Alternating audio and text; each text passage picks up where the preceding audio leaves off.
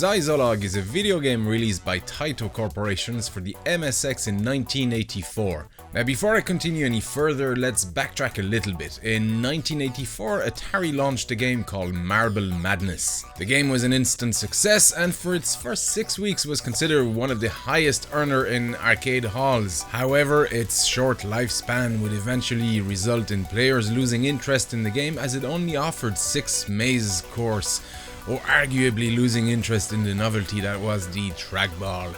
The game was ported onto most consoles and computer systems with the exception of the MSX platform. How sad this made me at the time cannot be expressed in words, so instead I will show you this picture of a very sad puppy. So when I discovered this game, I couldn't believe my luck. Granted, this isn't Marble Madness, nor does it even remotely look like it, but let's be honest, while we can't call it a ripoff, it's heavily inspired, at least in its gameplay. The game is presented top-down, on a playing field that contains raised and recessed areas, as well as pillars you can bump into. There's actually an attempt at a scenario in this game involving bioengineered energy feeding aliens and space invasions of mutant ice cream and ninja monkeys and whatnot. But it's about as interesting as the so-called story in Arkanoid. You don't really care, you just want to play it. For the record, you play as Xyzon, a red spherical single-celled creature feeding on these energy reservoirs which give you energy. Yeah. Anyway, avoiding the Diotums, the green star guys. Man, I don't know why they felt they had to put a scenario in there. We were perfectly happy with ball and enemies and pillars. Really. Anyway, you won't take damage by falling or bumping into pillars, but enemies patrolling the area will kill you on contact. You defeat the level by simply going over the red squares. Simple. You can't fire at enemies, but pressing the fire button will activate your special move. Your character explodes in a dozen smaller balls and will destroy the enemies on contact. Be careful though, because this will cost you a life every time you use it, so use it sparingly or as a last minute resort. Now luckily you gain a life every time you finish a level, but there's no guarantee you'll destroy the enemies either, so it's always a gamble on whether to use it or not, and you might end up losing 2 lives instead of 1. The game controls well, but takes a bit of getting used to. The ball needs momentum to go over higher surfaces and will gain speed as you roll down into recesses.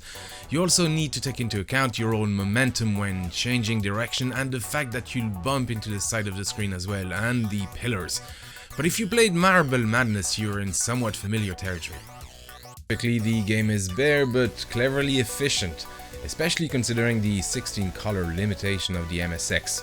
As in 16 fixed color palette total, not 16 out of 64 or 48 like the Master System or the NES. Overall, it's got that slick metallic look using blues and whites and plain black for shadows. Your character in red really stands out, as do the green blinking enemies. Everything reads really well and there's never a question of where high and lows are. There's not really any music to speak of. There's an intro tune, but that's about it.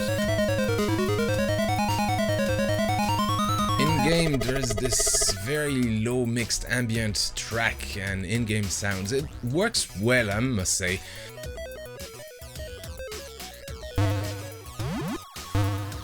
For some reason, some of the sound effects remind me of Arkanoid. In fact, the entire game has a really cool arcade vibe to it, from the intro screen, the starting and ending tunes, to the bumps and death sounds. It's deliberately minimalist and I think it works well.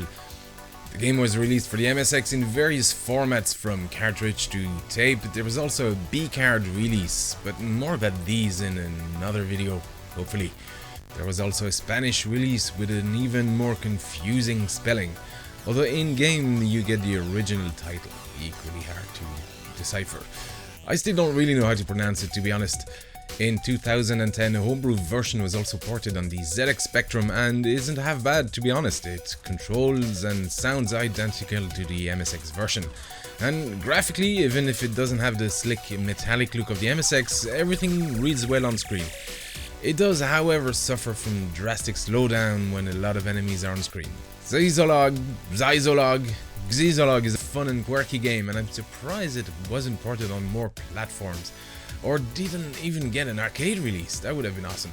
But anyway, go check out this game. Yeah. Thanks for watching, guys. There will be more soon. I don't know when, but soon. Hopefully. Maybe. I don't know. If you want to connect on social media, you have Facebook and Twitter and Instagram. And if you want to help the channel more directly, there's always Patreon. Thanks for watching, and I'll see you next time.